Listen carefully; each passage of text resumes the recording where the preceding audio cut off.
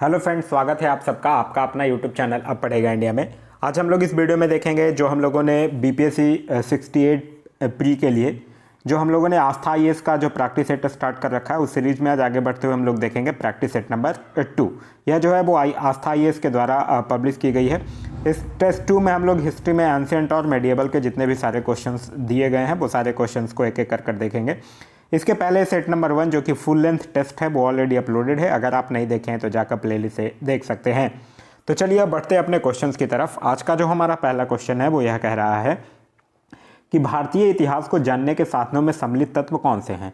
तो पुरातत्व संबंधी साक्ष्य भी है, साहित्यिक साक्ष्य भी है। जैसे भी दो ही ऐसे विदेशी यात्रियों के विवरण भी शामिल हैं, लेकिन जैसे ही एक से ज़्यादा दो अगर आपको सही लगे आप आराम से टिक कर सकते हैं। उपयुक्त में से एक से अधिक, यानी ऑप्शन नंबर ई जो होगा वो आपका सही आंसर होगा। नेक्स्ट है कि हाल ही में किस हड़प्पा कालीन स्थल को यूनेस्को की विश्व धरोहर स्थल की सूची में शामिल किया गया है। तो धौलावीरा को भी शामिल किया गया है। धौलावीरा कहाँ है? गुजरात में। और रामप्पा मंदिर को भी शामिल किया गया है। रामप्पा मंदिर कहाँ है? तेलंगाना में। तो इस क्वेश्चन का जो सही आंसर होगा वो होगा ऑप्शन नंबर ई, यानी कि उपयुक्त में से एक से अधिक।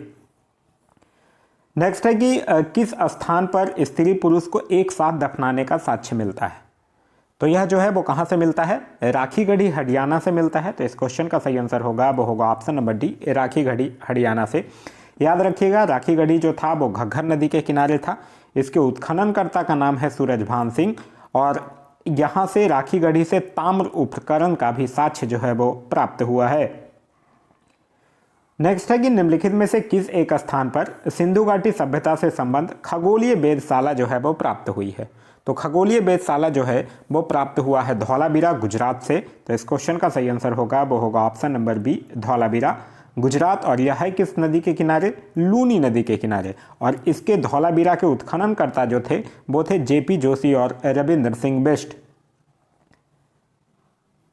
नेक्स्ट है कि निम्नलिखित ऋग्वेदिक कालीन नदियों में से सुमेलित युग में जो है वो कौन नहीं है? सुमेलित यह आपको बताना है। एक साइड नदी के नाम दिए गए हैं और दूसरे साइड प्राचीन नाम दिया गया है। झेलम, बितस्ता बिल्कुल सही है। राबी, बिपाशा यही गलत है। बिपाशा जो है वो ब्यास नदी का प्राचीन नाम है और राबी नदी का जो प्राचीन नाम था वो परूसनी नदी था।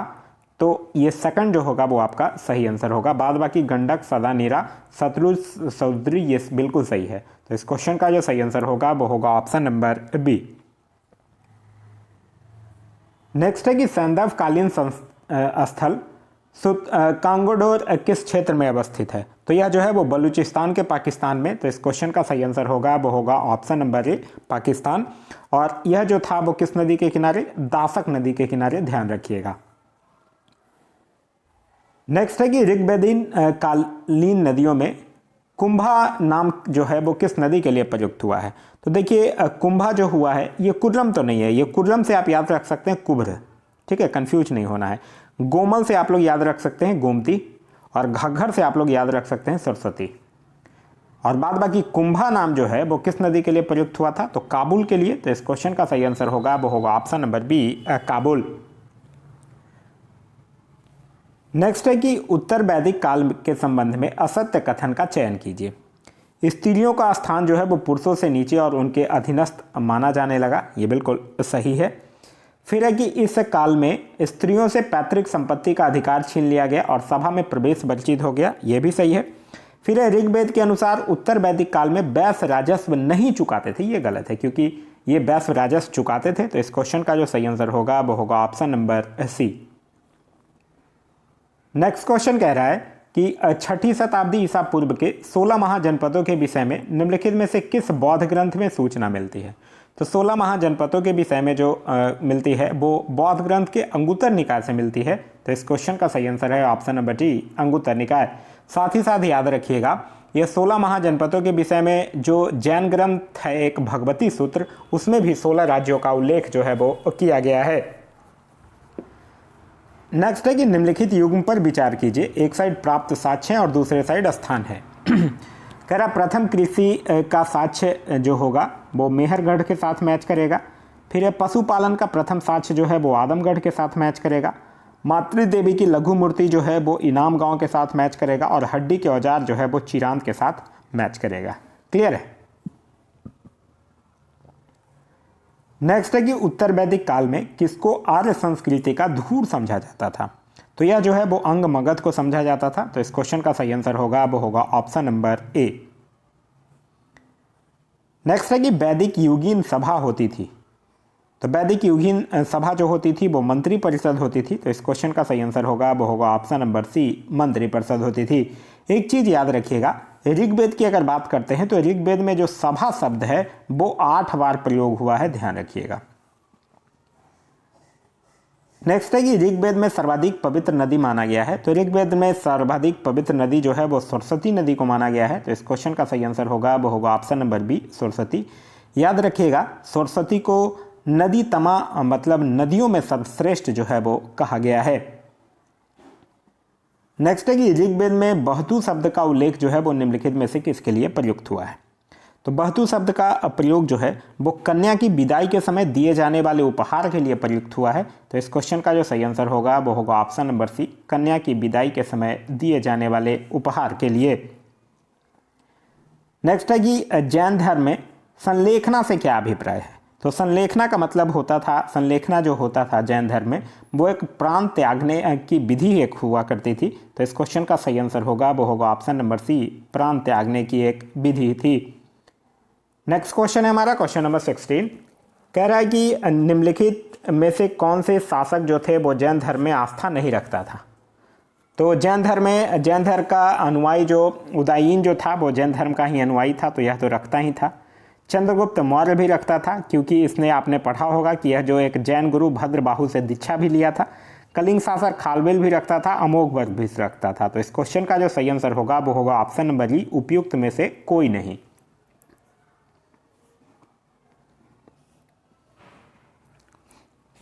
नेक्स्ट है कि निम्नलिखित सूची में से असंगत सूची का चयन कीजिए। एक साइड अभिलेख दिए गए हैं और दूसरे साइड शासक के नाम दिए गए हैं। कह रहा हाथी गुम्बा खारवेल, बिल्कुल सही है। नासिक गौतम श्री बलश्री। एहोल अभिलेख पुलकेशिन द्वितीय से संबंधित है। जूनागढ़ अभिलेख समुद्रगुप्त, ये गलत है, क्योंकि जूनागढ़ अभिलेख का जो संबंध है वो रुद्र दामन से है, ना कि समुद्रगुप्त से है। तो इस क्वेश्चन का जो सही आंसर होगा वो होगा ऑप्शन नंबर डी। नेक्स्ट कह रहा है कि निम्नलिखित 4 स्थानों में हुई बौद्ध संगतियों का सही कालानुक्रम में व्यवस्थित कीजिए। राजगिरी में कौन सा हुआ था? राजगिरी में पहला हुआ था, वैशाली में दूसरा हुआ था, पाटलिपुत्र में तीसरा हुआ था और कुंडलबन कश्मीर में चौथा हुआ था। तो यह सब सीक्वेंस में लिखा हुआ है, यानी इस क्वेश्चन का जो सही आंसर होगा वो होगा option number D. Next question है क्वेश्चन नंबर 19। कह रहा है निम्नलिखित में से कैबलिन किसे कहा गया है? तो यह जो है वो महावीर स्वामी को कहा गया है। तो इस क्वेश्चन का सही आंसर होगा वो होगा option number D, Mahavir Swami. Mahavir Swami से एक चीज़ और ध्यान रखिएगा, इनके बचपन का नाम जो था वो वर्धमान था। नेक्स्ट है कि जैन धर्म के 5 व्रतों में से 4 महावीर ने दिए थे, जबकि 5वां जो ब्रह्मचार्य था उसके प्रणेता कौन थे? तो उसके प्रणेता थे पार्श्वनाथ। तो इस क्वेश्चन का सही आंसर होगा वो होगा ऑप्शन नंबर सी, पार्श्वनाथ, जो कि जैन धर्म के 23वें तीर्थंकर थे। नेक्स्ट है कि 10 राजाओं का युद्ध का वर्णन कहाँ मिलता है? तो 10 राजाओं का युद्ध का वर्णन जो है वो ऋग्वेद में मिलता है। तो इस क्वेश्चन का सही आंसर होगा वो होगा ऑप्शन नंबर ए, ऋग्वेद में। नेक्स्ट है कि निम्नलिखित में से गलत विकल्प का चयन कीजिए। कह रहा वर्धमान महावीर जैन धर्म के 24वें तीर्थंकर थे, ये बिल्कुल सही है। जैन धर्म आत्मा की सत्ता को स्वीकार करता है, यह भी बिल्कुल सही है। अजीतनाथ जैन धर्म के प्रथम तीर्थंकर थे, ये गलत है, क्योंकि अजीतनाथ जो थे वो प्रथम नहीं बल्कि द्वितीय तीर्थंकर थे। प्रथम तीर्थंकर जो थे वो ऋषभदेव थे। तो इस क्वेश्चन का जो सही आंसर होगा वो होगा ऑप्शन नंबर सी। नेक्स्ट है कि तृतीय बौद्ध संगति का आयोजन हुआ था। पहला कहाँ हुआ था बौद्ध संगति? राजगिरी में, दूसरा वैशाली में, तीसरा कहाँ? पाटलिपुत्र में। और किसके शासनकाल में? अशोक के शासनकाल में और मोगलीपुत्र तीसर की अध्यक्षता में। तो इस क्वेश्चन का जो सही आंसर होगा वो होगा ऑप्शन नंबर ए, पाटलिपुत्र। नेक्स्ट क्वेश्चन है कि महात्मा बुद्ध के संबंध में निम्नलिखित में से कौन सा कथन जो है वो सत्य नहीं है, आपको यह बताना है। बुद्ध ने समुद्रपाद को संपूर्ण जगत पर लागू किया, ये बिल्कुल सही है। फिर ज्ञान प्राप्ति के बाद उन्होंने अपना पहला उपदेश जो है वो वैशाली में दिया, ये गलत है, क्योंकि उन्होंने पहला उपदेश जो है वो सारनाथ में दिया था, ना कि वैशाली में। तो इस क्वेश्चन का जो सही आंसर होगा वो होगा ऑप्शन नंबर बी। नेक्स्ट है कि निम्नलिखित में से किस बौद्ध संगति में बौद्ध का विभाजन जो है वो हीनयान और महायान में हो गया? तो आप लोग पढ़े होंगे जो चतुर्थ बौद्ध संगति कुंडलवन कश्मीर में हुआ था कनिष्क के शासनकाल में। इसी बौद्ध संगति के बाद बौद्ध धर्म जो है वो हीनयान और महायान में विभाजित हो जाता है। तो इस क्वेश्चन का जो सही आंसर होगा वो होगा ऑप्शन नंबर डी, चतुर्थ बौद्ध संगति। नेक्स्ट है कि निम्नलिखित में से असंगत युग्म का चयन कीजिए।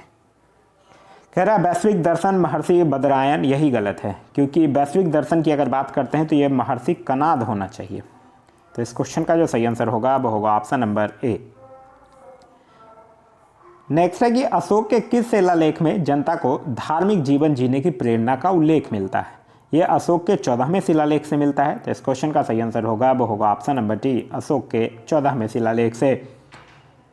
नेक्स्ट है कि कुरु महाजनपद की राजधानी थी। तो कुरु महाजनपद की राजधानी जो थी वो इंद्रप्रस्थ थी। तो इस क्वेश्चन का सही आंसर होगा वो होगा option number B, Indraprastha. Next है कि अशोक के अभिलेख उत्कीर्ण है। तो अशोक के अभिलेख जो हैं वो ब्राह्मी लिपि में भी हैं, ग्रीक में भी, अरमाइक में भी, खरोष्टी लिपि में भी। तो इस क्वेश्चन का जो सही आंसर होगा वो होगा ऑप्शन नंबर डी, 1, 2, 3 और 4 चारों। नेक्स्ट है कि उपनिषद पुस्तकें हैं। आप लोगों ने पढ़ा होगा उपनिषद की जो कुल संख्या है वो 108 है और उपनिषद जो पुस्तक है वो दर्शन पर है। तो इस क्वेश्चन का जो सही आंसर होगा वो होगा ऑप्शन नंबर डी, दर्शन पर है। नेक्स्ट क्वेश्चन है कि बौद्ध धर्म ने अष्टांगिक मार्ग सिद्धांत का प्रतिपादन किया। निम्नलिखित में से कौन सा अष्टांगिक मार्ग के तत्व नहीं है? सम्यक कर्म है, सम्यक व्यायाम भी है, सम्यक जीविका भी है, सम्यक जीवन नहीं है। तो इस क्वेश्चन का जो सही आंसर होगा वो होगा ऑप्शन नंबर सी, सम्यक जीवन नहीं है। नेक्स्ट क्वेश्चन है क्वेश्चन नंबर 32। कह रहा है कि निम्नलिखित कथनों पर विचार कीजिए और बताइए कि प्रयोग करके सही विकल्प का चयन करना है, आपको यह बताना है। कह रहा है सिकंदर जो है वो खैबर दर्रा पार करके 326 ईसा पूर्व में भारत आया था, यह बिल्कुल सही है। नंद वंश का अंतिम शासक धनानंद जो था वो सिकंदर का समकालीन था, यह भी सही है। पोरस ने सिकंदर का तीव्र प्रतिरोध किया था, यह भी बिल्कुल सही है। तो इस क्वेश्चन का जो सही आंसर होगा वो होगा ऑप्शन नंबर डी, यहाँ 1, 2 और 3 तीनों जो है वो सही है। नेक्स्ट है कि मिनांडर जो नागसेन के द्वारा बौद्ध धर्म में परिवर्तित किया गया था वो से संबंधित है। तो मिनांडर जो था वो हिंद यवन से संबंधित है। तो इस क्वेश्चन का सही आंसर होगा वो होगा ऑप्शन नंबर ए। नेक्स्ट है कि नाट्यशास्त्र के रचयिता हैं। तो नाट्यशास्त्र के रचयिता हैं भरत। तो इस क्वेश्चन का सही आंसर होगा वो होगा ऑप्शन नंबर सी। नेक्स्ट है कि स्यादवाद जो है वो सिद्धांत है। तो स्यादवाद जो है वो बौद्ध धर्म का सिद्धांत है। तो इस क्वेश्चन का सही आंसर होगा वो होगा ऑप्शन नंबर ए, बौद्ध धर्म का। नेक्स्ट है कि गॉड बहो के रचयिता हैं। तो गॉड बहो के रचयिता हैं बागपति। तो इस क्वेश्चन का सही आंसर होगा वो होगा option number B, Bagpati. Next है कि अशोक के अभिलेख जो है वो ग्रीक और अरमाइक लिपि में कहाँ से प्राप्त होते हैं? तो ग्रीक और अरमाइक लिपि में अशोक के अभिलेख जो हैं वो अफगानिस्तान से प्राप्त होते हैं। तो इस क्वेश्चन का सही आंसर होगा वो होगा ऑप्शन नंबर ए, अफगानिस्तान। नेक्स्ट है कि निम्नलिखित में से असंगत युग्म का चयन कीजिए। एक साइड संप्रदाय के नाम दिए गए हैं और दूसरे साइड संस्थापक है। अनिश्चयवादी आचार्य अजीत केस का मिलन, ये गलत है। फिर है कि घोर अक्रियवादी पूरन कश्यप, ये सही है।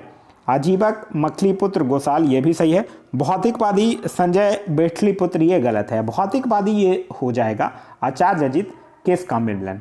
तो इस यहाँ 2 गलत है और 2 सही है, यानी इस क्वेश्चन का जो सही आंसर होगा वो होगा ऑप्शन नंबर ई। नेक्स्ट है कि अशोक का रुम्नदेई स्तंभ जो है वो संबंधित है। तो यह जो है वो बुद्ध के जन्म से संबंधित है। तो इस क्वेश्चन का सही आंसर होगा वो होगा ऑप्शन नंबर ए, बुद्ध के जन्म से।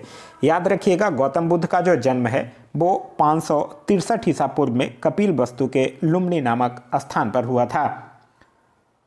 नेक्स्ट है कि किसके शासनकाल में मेगास्थनीज जो है वो भारत आया था? आप लोग पढ़े होंगे मेगास्थनीज जो था वो सेल्यूकस निकेटर का राजदूत था जो चंद्रगुप्त के दरबार में रहता था। तो इस क्वेश्चन का जो सही आंसर होगा वो होगा option number C, Chandragupta Maurya. Next है कि निम्नलिखित किस गुप्त शासक के काल में हुनों का आक्रमण हुआ था? तो हुनों का आक्रमण जो है वो स्कंदगुप्त के शासनकाल में हुआ था। तो इस क्वेश्चन का सही आंसर होगा वो होगा ऑप्शन नंबर बी, स्कंदगुप्त। याद रखिएगा स्कंदगुप्त जो था वो पर्णदत्त को सौराष्ट्र का गवर्नर भी नियुक्त किया था। नेक्स्ट है कि अशोक ने कलिंग के विरुद्ध युद्ध कब किया था? तो यह बात है लगभग 261 ईसा पूर्व की, जब अभिषेक के उसका 8वां वर्ष चल रहा था। तो इस क्वेश्चन का जो सही आंसर होगा वो होगा ऑप्शन नंबर सी, अभिषेक के 8वें वर्ष में। नेक्स्ट है कि मौर्यकालीन अर्थव्यवस्था के संबंध में असंगत युग्म का चयन कीजिए। कह रहा है श्रेणी राजकीय भूमि को कहा जाता था, नहीं। श्रेणी की अगर हम लोग बात करते हैं तो मौर्यकालीन अर्थव्यवस्था में श्रेणी उद्योग धंधों की संस्थाओं को श्रेणी कहा जाता था। तो इस क्वेश्चन का जो सही आंसर होगा वो होगा ऑप्शन नंबर ए। नेक्स्ट क्वेश्चन है कि मौर्य काल में रूप दर्शक अधिकारी जो है वो किससे संबंधित था। तो जो राजमहल की देखरेख करने वाला अधिकारी हुआ करता था उसी को मौर्य काल में रूप दर्शक कहा जाता था। तो इस क्वेश्चन का सही आंसर होगा वो होगा ऑप्शन नंबर बी, राजमहल की देखरेख करने वाला अधिकारी। नेक्स्ट है कि निम्नलिखित में से किस शासक के काल को वैदिक पूर्ण जागरण का काल कहा गया है। तो यह जो है वो पुष्यमित्र शुंग के शासनकाल को कहा गया है। तो इस क्वेश्चन का सही आंसर होगा वो होगा option number C, Pushyamitra Shunga. एक आप लोग नाम सुने होंगे भरहुत स्तूप, ठीक है। तो ये भरहुत स्तूप का निर्माण भी जो है वो पुष्यमित्र शुंग ने ही करवाया था। यह क्वेश्चन पूछा गया है बीपीएससी में, ध्यान रखिएगा। नेक्स्ट है कि निम्नलिखित कथनों में से सत्य कथनों का चयन कीजिए। कह रहा है उपनिषद दर्शन पर आधारित पुस्तकें हैं। यहाँ सत्य कथन पर चयन करना है, तो उपनिषद दर्शन पर आधारित पुस्तकें हैं, यही सही है। ज्ञात्री मंत्र यजुर्वेद में मिलता है, ये गलत है, ये ऋग्वेद में मिलता है। तो इस क्वेश्चन का सही आंसर होगा वो होगा ऑप्शन नंबर ए। नेक्स्ट है कि भारत में अभिलेख का प्रचलन सर्वप्रथम किसने प्रारंभ किया था। तो भारत में अभिलेख का प्रचलन जो है वो सर्वप्रथम अशोक के द्वारा करवाया गया था। तो इस क्वेश्चन का जो सही आंसर होगा वो होगा ऑप्शन नंबर बी, अशोक के द्वारा। नेक्स्ट है कि बिंदुसार के संबंध में निम्नलिखित कथनों में से सत्य कथन का चयन कीजिए। बिंदुसार के काल में चाणक्य प्रधानमंत्री था, बिल्कुल सही है। बिंदुसार जो था वो आजीवक संप्रदाय का अनुयायी था, यह भी सही है। बिंदुसार ने अभिघात अर्थात शत्रुओं का वध करने वाला के उपाधि धारण किया था, यह भी सही है। यानी इस क्वेश्चन का जो सही आंसर होगा वो होगा ऑप्शन नंबर ई, उपयुक्त में से एक से अधिक। नेक्स्ट क्वेश्चन कह रहा है कि सुदर्शन झील का निर्माण किसने करवाया था। यहाँ आपसे पूछ रहा है कि सुदर्शन झील का निर्माण किसने करवाया था। तो अगर निर्माण पूछेगा तो आपका आंसर जो होगा वो होगा चंद्रगुप्त मौर्य। लेकिन आप लोग पढ़े होंगे कि स्कंदगुप्त जो था वो सुदर्शन झील का पुनरुद्धार करवाया था। नेक्स्ट है कि भारतीय मैकियावेली किसे कहा जाता है। तो भारतीय मैकियावेली जो है वो कौटिल्य को कहा जाता है। तो इस क्वेश्चन का सही आंसर होगा वो होगा ऑप्शन नंबर ए, कौटिल्य को कहा जाता है। नेक्स्ट है कि निम्नलिखित में से किस शासक ने कलिंग पर आक्रमण करके विजय स्मारक के रूप में महावीर की मूर्ति अपने साथ ले आया था। तो महावीर की मूर्ति अपने साथ लाया था महापद्मानंद। तो इस क्वेश्चन का जो सही आंसर होगा वो होगा ऑप्शन नंबर सी। नेक्स्ट है कि मौर्य साम्राज्य से संबंधित निम्नलिखित कथनों में से असत्य कथन का चयन कीजिए। यहाँ असत्य कथन का आपको चयन करना है। कह रहा है कि दिव्यवान के अनुसार अशोक ने अपने पुत्र कुणाल को तक्षशिला का राज्यपाल बनाया था, बिल्कुल सही है। गोप और स्थानिक दो अधिकारी ग्राम और जनपद के बीच मध्यस्थता का कार्य करते थे, यह भी सही है। राजा बनने से पहले अशोक जो था वो उज्जैनी का गवर्नर था, यह भी बिल्कुल सही है। धम्म महापात्र का मुख्य कार्य महिलाओं की नैतिक आचरण की देखरेख करना था, यह गलत है। क्योंकि धम्म महापात्र की अगर हम लोग बात करते हैं तो धम्म महापात्र जो था वो धर्म संबंधी मामले और कार्यों की देखभाल करते थे। तो इस क्वेश्चन का जो सही आंसर होगा वो होगा ऑप्शन नंबर डी। नेक्स्ट है कि गुप्त काल में कृषि के लिए क्षेत्र का उल्लेख मिलता है, जिसका अभिप्राय है। तो क्षेत्र जो होता था वो खेती करने योग्य भूमि हुआ करता था गुप्त काल में। तो इस क्वेश्चन का सही आंसर होगा वो होगा ऑप्शन नंबर ए, खेती करने योग्य भूमि।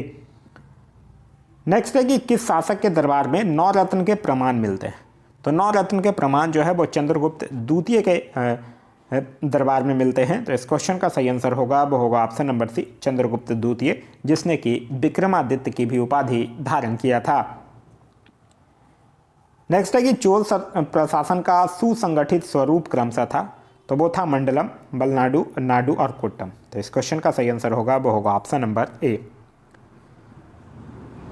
नेक्स्ट है कि द्रविड़ शैली के मंदिरों में गोपुरम से तात्पर्य क्या है। तो गोपुरम एक्चुअली मंदिरों का प्रवेश द्वार था। तो इस क्वेश्चन का जो सही आंसर होगा वो होगा ऑप्शन नंबर डी, मंदिर का प्रवेश द्वार।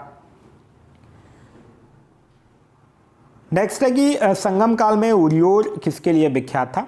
तो यह जो है वो एक्चुअली कपास के व्यापार का एक प्रमुख केंद्र हुआ करता था। तो इस क्वेश्चन का सही आंसर होगा वो होगा ऑप्शन नंबर बी, कपास के व्यापार का महत्वपूर्ण केंद्र। नेक्स्ट है कि चोल राज के संबंध में कौन सा कथन जो है वो असत्य है, आपको यह बताना है।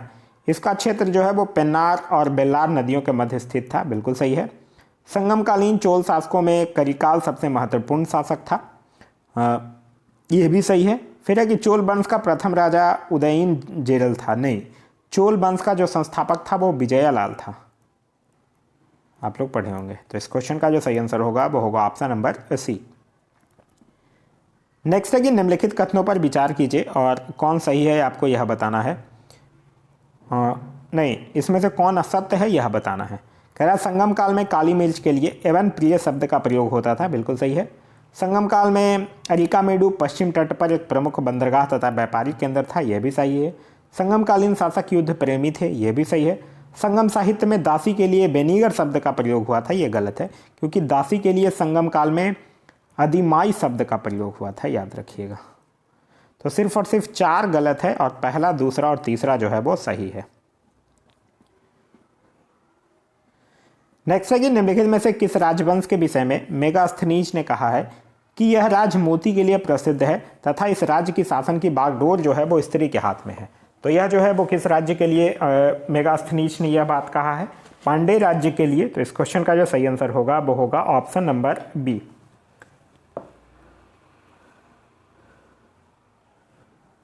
नेक्स्ट है कि निम्नलिखित में से किस तमिल साहित्य को तमिल जनता में राष्ट्रीय काव्य के रूप में मान्यता प्राप्त है? तो यह है शिल्पा दिक्राम को। तो इस क्वेश्चन का जो सही आंसर होगा वो होगा option number C. Next question कह रहा है कि यह संगमकालीन महान शासक था, इसके काल की विशेष घटना पत्नी पूजा प्रारंभ हुई, जिसमें आदर्श और पवित्र पत्नी की मूर्ति की पूजा की जाती थी। तो यह किस शासक की बात कर रहा है? यह कर रहा है सेन गुट्टुवन को। तो इस क्वेश्चन का सही आंसर होगा वो होगा ऑप्शन नंबर बी।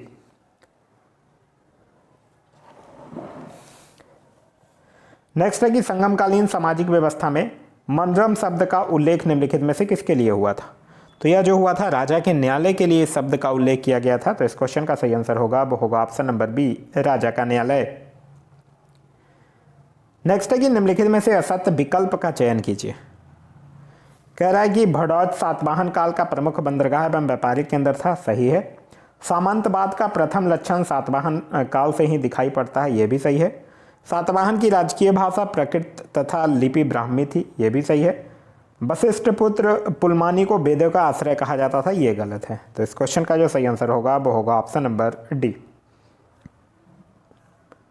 नेक्स्ट है कि निम्नलिखित विदेशी यात्री भारत में किसी न किसी समय आए, इनके आगमन का सही कालानुक्रम आपको बताना है। फाहियान है, एतेसिंह है, मेगास्थनीज है, इब्न बतूता है। सबसे पहले होगा मेगास्थनीज पहले नंबर पे, फिर उसके बाद होगा फाहियान, फिर उसके बाद होगा एतेसिंह और फिर उसके बाद होगा इब्न बतूता। तो इस क्वेश्चन का जो सही आंसर होगा वो होगा ऑप्शन नंबर ए। नेक्स्ट है कि त्रिपक्षीय संघर्ष निम्नलिखित में से किन राजाओं या शासकों के मध्य युद्ध को जाना जाता है? तो त्रिपक्षीय संघर्ष हुआ था कन्नौज के लिए, किसके किसके बीच? राष्ट्रकूट, पाल और गुज्जर प्रतिहार के बीच। तो इस क्वेश्चन का जो सही आंसर होगा वो होगा ऑप्शन नंबर डी, राष्ट्रकूट वंश, पाल वंश और गुज्जर प्रतिहार वंश। नेक्स्ट है सूची 1 और सूची 2 को मिलाना है। सोलंकी वंश की अगर बात करते हैं तो यह मूलराज प्रथम के साथ मैच करेगा। कलचुरी वंश की अगर बात करते हैं तो यह कोकल के साथ मैच करेगा। चालुक्य बेंगी के चालुक्य वंश की अगर बात करते हैं तो यह विष्णुवर्धन के साथ मैच करेगा। और राष्ट्रकूट की अगर बात करते हैं तो यह दंती दुर्ग के साथ मैच करेगा। नेक्स्ट है कि गौतमी पुत्र सातकर्णी की माता कौन थी?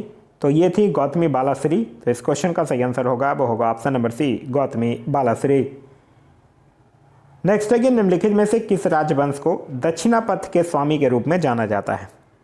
तो यह जो है वो सातवाहन वंश को जाना जाता है। तो इस क्वेश्चन का सही आंसर होगा वो होगा ऑप्शन नंबर बी, सातवाहन वंश को। नेक्स्ट है कि निम्नलिखित युग्मों पर विचार कीजिए और इनमें से कौन से जोड़े सही हैं यह आपको बताने हैं। कह रहा है चंद्रगुप्त महरौली लौह स्तंभ, सही है। समुद्रगुप्त इलाहाबाद लौह स्तंभ, सही है। चंद्रगुप्त द्वितीय उदयगिरी शिलालेख, यह भी सही है। तो इस क्वेश्चन का जो सही आंसर होगा वो होगा ऑप्शन नंबर सी। यहाँ 1, 2 और 3 तीनों जो है वो सही है। नेक्स्ट है कि निम्नलिखित में से किस गुप्त सम्राट ने स्वयं को लिच्छवी दौहित्र कहा है? तो यह किसने कहा है? समुद्रगुप्त ने कहा है। तो इस क्वेश्चन का सही आंसर होगा वो होगा ऑप्शन नंबर डी, समुद्रगुप्त ने कहा है।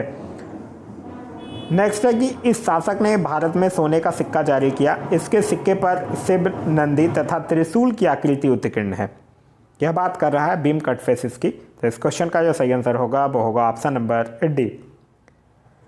नेक्स्ट क्वेश्चन है क्वेश्चन नंबर 74, कह रहा है कि निम्नलिखित गुप्त वंशों के राजाओं को कालानुक्रम क्रम में व्यवस्थित कीजिए। कालानुक्रम व्यवस्थित में अगर कीजिएगा तो होगा सबसे पहले समुद्रगुप्त, फिर सबसे पहले श्रीगुप्त, ठीक है, सबसे पहले श्रीगुप्त, उसके बाद समुद्रगुप्त, उसके बाद फिर अगर बात करेंगे तो चंद्रगुप्त द्वितीय, और उसके बाद फिर स्कंदगुप्त। तो इस क्वेश्चन का जो सही आंसर होगा वो होगा ऑप्शन नंबर डी। नेक्स्ट है कि कथा सागर के रचयिता कौन है? तो ये इसके रचयिता हैं सोमदेव। तो इस क्वेश्चन का जो सही आंसर होगा वो होगा ऑप्शन नंबर सी, सोमदेव।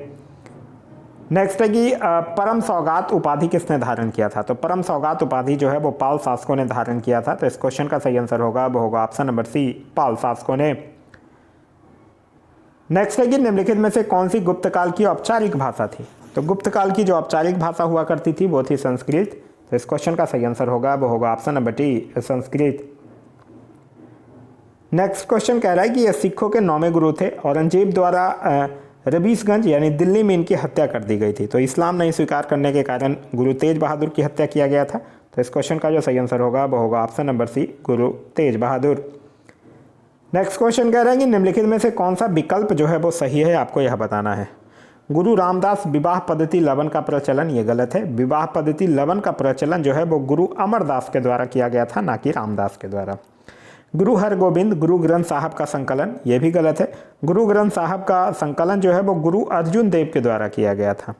गुरु अमरदास संगत सभा की स्थापना, ये तो बिल्कुल गलत है, क्योंकि संगत सभा की स्थापना जो है वो केशव चंद्र सेन के द्वारा किया गया था।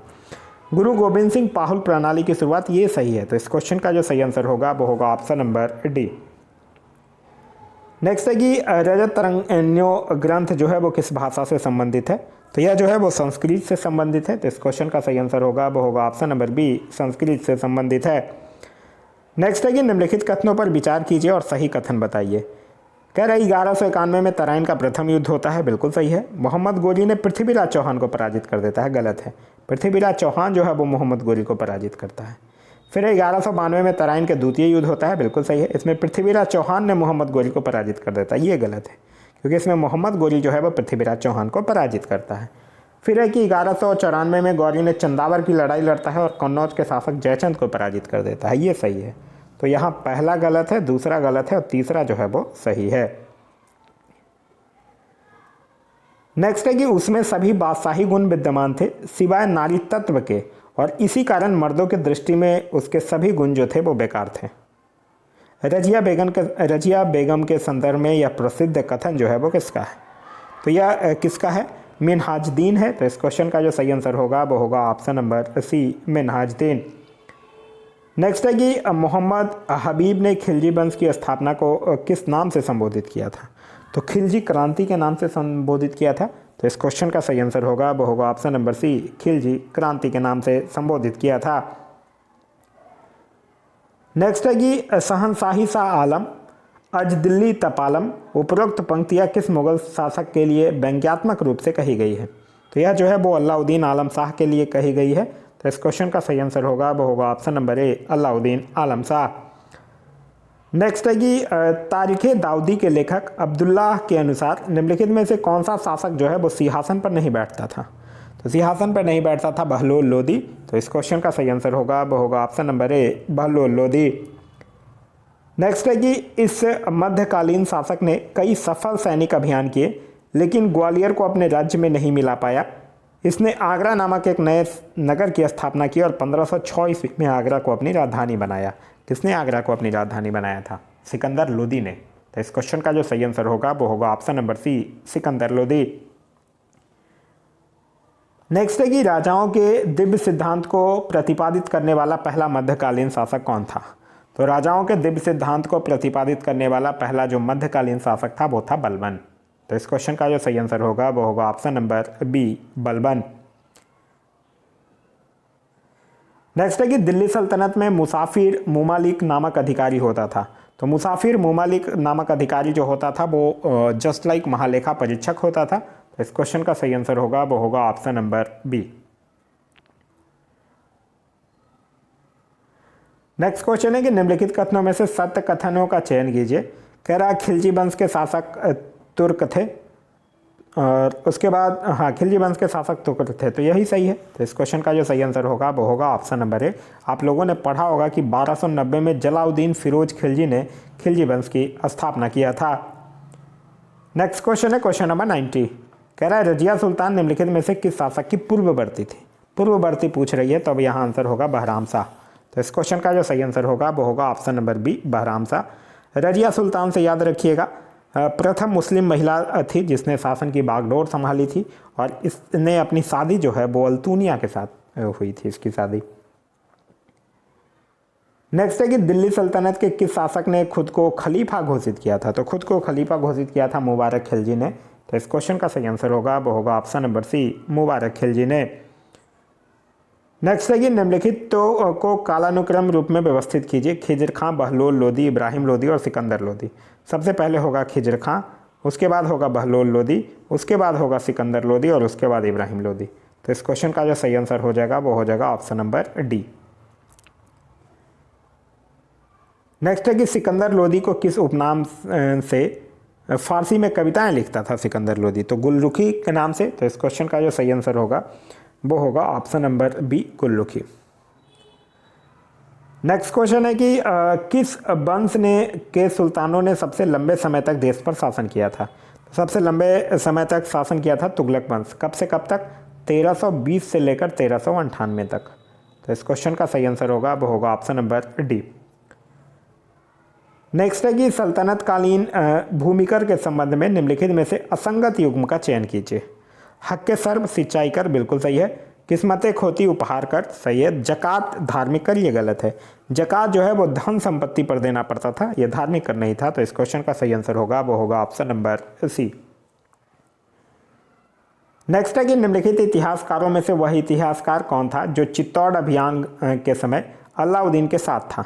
तो वो था अमीर खुसरो। तो इस क्वेश्चन का सही आंसर होगा वो होगा ऑप्शन नंबर बी, अमीर खुसरो। नेक्स्ट है कि इब्न बतूता अफ्रीकी यात्री इस शासक के काल में भारत आया था जिसे सुल्तान ने दिल्ली का काजी नियुक्त किया था, वह शासक कौन था? तो वो था एमबीटी यानी कि मोहम्मद बिन तुगलक। तो इस क्वेश्चन का सही आंसर होगा वो होगा ऑप्शन नंबर सी, मोहम्मद बिन तुगलक। नेक्स्ट है कि निम्नलिखित में से किसे दिल्ली सल्तनत का पहला वास्तविक सुल्तान माना जाता है? तो दिल्ली सल्तनत का पहला वास्तविक सुल्तान जो है वो इल्तुतमिश को माना जाता है। तो इस क्वेश्चन का सही आंसर होगा वो होगा ऑप्शन नंबर ए, इल्तुतमिश। नेक्स्ट है कि यह शासक अपनी प्रजा के बीच न्यायपूर्ण राजा के रूप में प्रसिद्ध हुआ। उसने किला राय पिथौरा नाम से दिल्ली के 7 नगरों में से पहले नगर की नींव रखी थी। यह बात कर रहा है कुतुबुद्दीन ऐबक की। तो इस क्वेश्चन का जो सही आंसर होगा वो होगा option number D, Qutubuddin Aibak. Next है कि निम्नलिखित में से किस शासक ने जीतल नामक तांबे का सिक्का जारी किया था? तो जीतल नामक तांबे का सिक्का जो जारी किया था वो था इल्तुतमिश। तो इस क्वेश्चन का जो सही आंसर होगा वो होगा option number C, Iltutmish. Next है कि मंगोल आक्रमण से बचने के लिए किसने दीवाने अर्ज यानी सैन्य विभाग का गठन किया था? तो किसने किया था दीवाने अर्ज का गठन? बलबन के द्वारा किया गया था। तो इस क्वेश्चन का सही आंसर होगा वो होगा ऑप्शन नंबर सी, बलबन के द्वारा। नेक्स्ट है कि कुतुब मीनार का निर्माण जो है वो किस शताब्दी में किया गया था? तो कुतुब मीनार का निर्माण जो है वो कब? 13वीं शताब्दी में किया गया। तो इस क्वेश्चन का सही आंसर होगा वो होगा ऑप्शन नंबर डी, 13वीं शताब्दी में। नेक्स्ट है कि निम्नलिखित युद्धों को कालानुक्रम रूप से व्यवस्थित करें। कन्नौज या बेलग्राम का युद्ध कब हुआ था? 1540 में हुआ था। चौसा का युद्ध की अगर बात करते हैं तो 1539 में हुआ था। घाघरा का युद्ध जो है वो 1529 में हुआ था। और खानवा के युद्ध की अगर बात करते हैं तो यह 1527 में हुआ था। तो इस तरह से अरेंज करेंगे तो इस क्वेश्चन का जो सही आंसर होगा वो होगा ऑप्शन नंबर डी। नेक्स्ट है कि मैं एक वृद्ध मुसलमान हूँ और मुसलमानों का रक्त बहाना मेरी आदत नहीं है। उपरोक्त कथन किसका है? यह कथन जो है वो जलालुद्दीन खिलजी का था। तो इस क्वेश्चन का जो सही आंसर होगा वो होगा option number B, Jalaluddin Khilji. Next है कि अलाउद्दीन के दक्षिणी अभियानों का सेना नायक जो है प्रमुख था, तो वो था मलिक कफूर। तो इस क्वेश्चन का सही आंसर होगा वो होगा option number C, Malik Kafur. Next question कह रहा है कि निम्नलिखित कथनों में से सत्य कथनों का चयन करना है आपको। कह रहा है कि बलबन स्वयं चालीसा दल का सदस्य रह चुका था, बिल्कुल सही है। सुल्तान बनने के बाद बलबन ने चालीसा दल को भंग नहीं किया, नहीं ये भंग कर दिया था, तो ये तो गलत है। फिर कह रहा बलबन ने सुल्तान की प्रतिष्ठा बढ़ाने के लिए ईरानी राजत्व को त्याग दिया, यह भी गलत है, नहीं त्यागा था। फिर अब बलबन ने सिजदा एवं पबोस की प्रथा करवाई थी, तो बलबन ही जो था वो सिजदा और पबोस प्रथा को शुरू किया था। इस क्वेश्चन का जो सही आंसर होगा वो होगा ऑप्शन नंबर सी जो है वो सही है। नेक्स्ट है कि निम्नलिखित में से किस मध्यकालीन शासक ने खम्स जो कि युद्ध संबंधी कर था उसको प्रचलित दर में परिवर्तन कर राज्य का भाग 20% तथा सैनिकों का 80% निर्धारित किया था? यह किया था किसने? फिरोज शाह तुगलक ने। तो इस क्वेश्चन का जो सही आंसर होगा वो होगा option number B, Firoz Shah Tughlaq. Next question कह रहा है कि निम्नलिखित कथनों पर विचार कीजिए और इनमें से कौन सही विकल्प है इसको आपको बताना है। कह रहा है अकबर का संपूर्ण साम्राज्य जो है वो 15 सूबों में विभक्त था, बिल्कुल सही है। फिर कह रहा है अकबर ने 1573-74 चित्तौड़ विजय के बाद मनसबदारी प्रथा आरंभ की थी, ये गलत है। मनसबदारी प्रथा को अकबर जो है वो 1567 में प्रारंभ किया था, तो यह तो गलत है, पहला सही है। कह रहा है भैरव बाग के युद्ध में जहांगीर द्वारा खुसरो को पराजित किया गया, इसी विद्रोह के कारण मुगल एवं सिख संबंधों में कड़वाहट आई, यह भी बिल्कुल सही है। तो पहला और तीसरा जो है वो सही है, यानी ऑप्शन नंबर ए जो होगा वो सही आंसर होगा। नेक्स्ट है कि चालीसा दल को निम्नलिखित शासकों में से किसने भंग किया? तो भंग किसने किया यह आपसे पूछ रहा है, तो बलबन ने भंग किया था। तो इस क्वेश्चन का सही आंसर होगा वो होगा option number B, Ghiyasuddin Balban ने। नेक्स्ट है कि निम्नलिखित कथनों में से सत्य कथन का चयन कीजिए। अकबर ने 1564 में जजिया कर लगाया था, गलत है, जजिया कर लगाया नहीं था बल्कि समाप्त किया था अकबर ने। औरंगजेब जो था वो 1679 में जजिया कर समाप्त कर दिया था, यह गलत है, औरंगजेब समाप्त नहीं बल्कि औरंगजेब लागू किया था। फिर फारुखसियार ने 1713 में जजिया कर पुनः लगाया था, यह भी गलत है। मोहम्मद शाह रंगीला ने 1720 में सदा के लिए जजिया कर समाप्त कर दिया था, ये बिल्कुल सही है। तो इस क्वेश्चन का सही आंसर होगा वो होगा ऑप्शन नंबर डी। नेक्स्ट है कि आईने अकबरी के लेखक हैं, तो आईने अकबरी के लेखक हैं अबुल फजल। तो इस क्वेश्चन का सही आंसर होगा वो होगा ऑप्शन नंबर बी, अबुल फजल। नेक्स्ट है कि अकबर के द्वारा राजपूत राज्यों के खिलाफ किए गए सैनिक अभियानों को सही क्रम में व्यवस्थित कीजिए। चित्तौड़, मेड़ता, आमेर और रणथंभौर। तो सबसे पहले होगा आमेर, फिर उसके बाद होगा मेड़ता, फिर उसके बाद होगा चित्तौड़ और फिर होगा रणथंभौर। तो इस क्वेश्चन को अगर आप सही से अरेंज करेंगे तो आपका सही आंसर जो होगा वो होगा ऑप्शन नंबर सी। नेक्स्ट है कि किस प्रसिद्ध संत ने दिल्ली के 7 मुसलमानों का शासनकाल देखा था? तो यह देखा था किसने? निजामुद्दीन औलिया ने। तो इस क्वेश्चन का जो सही आंसर होगा वो होगा ऑप्शन नंबर डी, निजामुद्दीन औलिया ने। नेक्स्ट है कि कालानुक्रम के अनुसार निम्नलिखित आचार्यों का सही अनुक्रम क्या है? रामानुजमाचार्य, निम्बकाचार्य, माधवाचार्य और बल्लभाचार्य, यही सही है। तो इस क्वेश्चन का सही आंसर होगा वो होगा ऑप्शन नंबर ए। नेक्स्ट है कि दैतवाद का विचार जो है वो निम्नलिखित में से किस संत द्वारा जारी किया गया था? तो ये निम्बकाचार्य के द्वारा जारी किया गया था। तो इस क्वेश्चन का सही आंसर होगा वो होगा ऑप्शन नंबर डी। नेक्स्ट है कि निम्न में से किस सूफी संत के विचारों को सिखों के धर्म ग्रंथ यानी कि आदि ग्रंथ में संकलित किया गया था? तो आदि ग्रंथ में किसके विचार को संकलित किया गया था? फरुद्दीन गजे सकर का। तो इस क्वेश्चन का जो सही आंसर होगा वो होगा ऑप्शन नंबर सी। नेक्स्ट है कि विजयनगर साम्राज्य के प्रशासन में के संबंध में निम्नलिखित में से असंगत सूची का चयन कीजिए। रायसम सचिव सही है, कर्णिक्रम लेखाधिकारी सही है, आंगेकर वंशानुगत ग्रामीण अधिकारी यह भी सही है, महानायक सैनिक भू सामंत यह गलत है। महानायक जो होता था वो ग्राम सभाओं की कार्यवाहियों का निरीक्षण करने वाला अधिकारी होता था, ना कि सैनिक भू सामंत होता है। तो इस क्वेश्चन का जो सही आंसर होगा वो होगा ऑप्शन नंबर डी। नेक्स्ट है कि तुझके बाबरी का फारसी भाषा में सर्वप्रथम अनुवाद किसने किया था? तो उसका नाम था अब्दुल रहीम खान खाना। तो इस क्वेश्चन का सही आंसर होगा वो होगा ऑप्शन नंबर डी, अब्दुल रहीम खान खाना। नेक्स्ट है कि किस मुगल शासक को उसकी उदारता के कारण कलंदर भी कहा जाता था? तो यह कहा जाता था बाबर को। तो इस क्वेश्चन का सही आंसर होगा वो होगा option number B, Babur. Babur का जो टेन्योर था वो बहुत छोटा था, 1526 से लेकर 1530 तक। नेक्स्ट है कि मुगल शासनकाल में पेटिकोट शासन के नाम से जाना जाता था। तो पेटिकोट शासन के नाम से 1560-62। तो इस क्वेश्चन का सही आंसर होगा वो होगा ऑप्शन नंबर सी। नेक्स्ट है कि वह प्रसिद्ध जैन आचार्य कौन थे जिसको अकबर ने बहुत सम्मानित किया था? तो उनका नाम था हरिविजय सूरी। इस क्वेश्चन का जो सही आंसर होगा वो होगा ऑप्शन नंबर बी। नेक्स्ट है कि मुगलों एवं मेवाड़ के मध्य चित्तौड़ की संधि जो है वो किस शासक के शासनकाल में हस्तांतरित हुई थी? तो यह जो है वो जहांगीर के शासनकाल में हुआ था चित्तौड़ की संधि। तो इस क्वेश्चन का सही आंसर होगा वो होगा option number B, Jahangir. Next है कि सूची 1 और सूची 2 में असंगत सूची का चयन करना है आपको। एक साइड अनुवादित पुस्तक है और दूसरी साइड अनुवादक है। रामायण का फारसी अनुवाद बदायूनी बिल्कुल सही है। भागवत पुराण फारसी टोडरमल सही है। लीलावती फारसी अब्दुल रहीम खान खाना ये गलत है। लीलावती की अगर बात आए तो आप लोग याद रख सकते हैं अबुल फैजी। तो इस क्वेश्चन का सही आंसर होगा वो होगा ऑप्शन नंबर सी। नेक्स्ट है कि इस मुगल कालीन महिला ने दिल्ली में बैतुल उल उलम नामक पुस्तकालय की स्थापना की तथा वह मकफी नाम से कविता लिखती थी। यह बात है जेबुनिसा की। तो इस क्वेश्चन का सही आंसर होगा वो होगा ऑप्शन नंबर डी, जेबुनिसा। नेक्स्ट है कि अकबर के शासनकाल में निम्नलिखित घटनाओं को कालानुक्रम व्यवस्थित कीजिए। जजिया कर की समाप्ति कब किया था अकबर? 1564 में किया था। इबादत खाने का निर्माण जो है वो 1575 में किया था। उसके बाद मजहर पर हस्ताक्षर जो है वो 1579 में किया था और दीन इलाही की स्थापना जो है वो 1582 में किया था। अब इसको अगर आप सही से अरेंज करेंगे तो आपका सही आंसर जो होगा वो होगा ऑप्शन नंबर ए। नेक्स्ट है कि उपनिषदों का फारसी भाषा में अनुवाद किस मुगल सम्राट के शासनकाल में हुआ था? तो यह जो है वो शाहजहां के शासनकाल में हुआ था। तो इस क्वेश्चन का सही आंसर होगा वो होगा option number D, Shahjahan. Next है कि निम्नलिखित में से कौन एक जो है वो दारा सिकोह की रचना है? तो दारा सिकोह की रचना है इसमें ममजूल बहन। तो इस क्वेश्चन का जो सही आंसर होगा वो होगा ऑप्शन नंबर डी। नेक्स्ट है कि धर्मत का युद्ध निम्न में से किसके बीच लड़ा गया था? तो धर्मत का युद्ध जो है वो औरंगजेब और दारा सिकोह के बीच। तो इस क्वेश्चन का सही आंसर होगा वो होगा ऑप्शन नंबर सी, औरंगजेब तथा दारा सिकोह।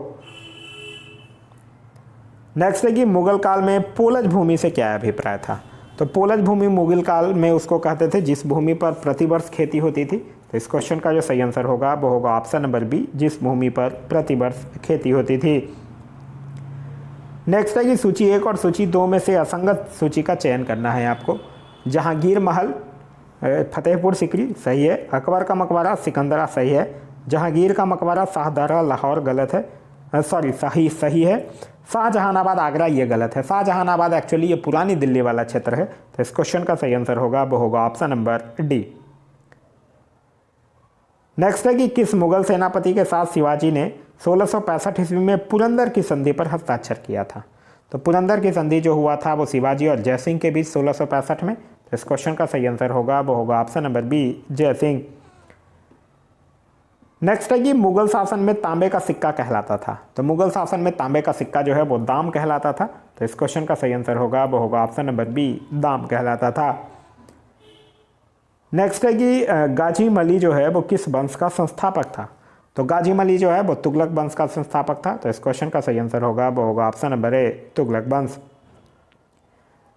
नेक्स्ट है कि निम्नलिखित में से किसे शाहजहां ने शाह बुलंद इकबाल की पदवी दी थी?